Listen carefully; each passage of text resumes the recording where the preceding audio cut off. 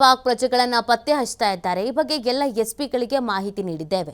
ಹಿರಿಯ ಅಧಿಕಾರಿಗಳಿಗೆ ಈ ಬಗ್ಗೆ ತಿಳಿಸಿದ್ದೇವೆ. ಬೆಂಗಳೂರಿನಲ್ಲಿ ಗೃಹ ಸಚಿವ ಪರಮೇಶ್ವರ್ ಈ ಸ್ಟೇಟ್ಮೆಂಟ್ ಕೊಟ್ಟಿದ್ದಾರೆ. ಪಾಕಿಸ್ತಾನದ ವಿದ್ಯಾರ್ಥಿಗಳಿದ್ರೂ ವಾಪಸ್ ಕಳಿಸಬೇಕು. ಘಟನೆಯ ಬಳಿಕ ನಾವು ಫುಲ್ ಅಲರ್ಟ್ ಆಗಿದ್ದೇವೆ. ಪರಮೇಶ್ವರ್ ಈ ರೀತಿಯಾಗಿ ಪ್ರತಿಕ್ರಿಯೆ ಕೊಟ್ಟಿದ್ದಾರೆ. ವಿದ್ಯಾರ್ಥಿಗಳಿದ್ರೂ ಕೂಡ ಅವರನ್ನು ವಾಪಸ್ ಕಳಿಸಬೇಕು. ಮತ್ತೆ ಈ ಘಟನೆ ಆದ ನಂತರ ನಾವು ಫುಲ್ ಅಲರ್ಟ್ ಆಗಿದ್ದೇವೆ ಅಂತ ಗೃಹ ಸಚಿವ ಪರಮೇಶ್ವರ್ ಪ್ರತಿಕ್ರಿಯೆಯನ್ನು ಕೊಟ್ಟಿದ್ದಾರೆ.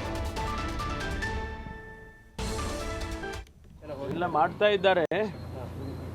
ಎಲ್ಲ ಎಸ್ಪಿಗಳಿಗೂ ಕೂಡ ಸೆನ್ಸಿಟೈಸ್ ಮಾಡಿದ್ದೇವೆ.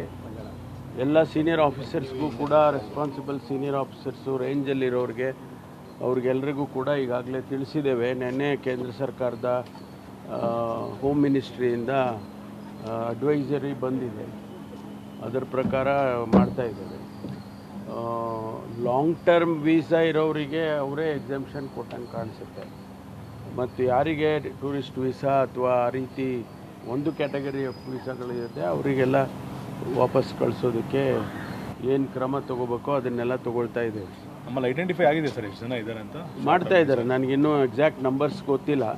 ಪ್ರತಿ ಜಿಲ್ಲೆನಲ್ಲೂ ಕೂಡ ನಾವು ಎಸ್ಪಿಗಳಿಗೆ ತಿಳಿಸಿದ್ದೇವೆ. ಆಮೇಲೆ ಇಲ್ಲಿ ನಮ್ಮ ಕೇಂದ್ರದಲ್ಲಿ ಕೂಡ ಮಾಡ್ತಾ ಇದ್ದಾರೆ. ಇನ್ನೊಂದು ಎಲ್ಲ ಮಾಡ್ತಾ ಇದ್ದಾರೆ.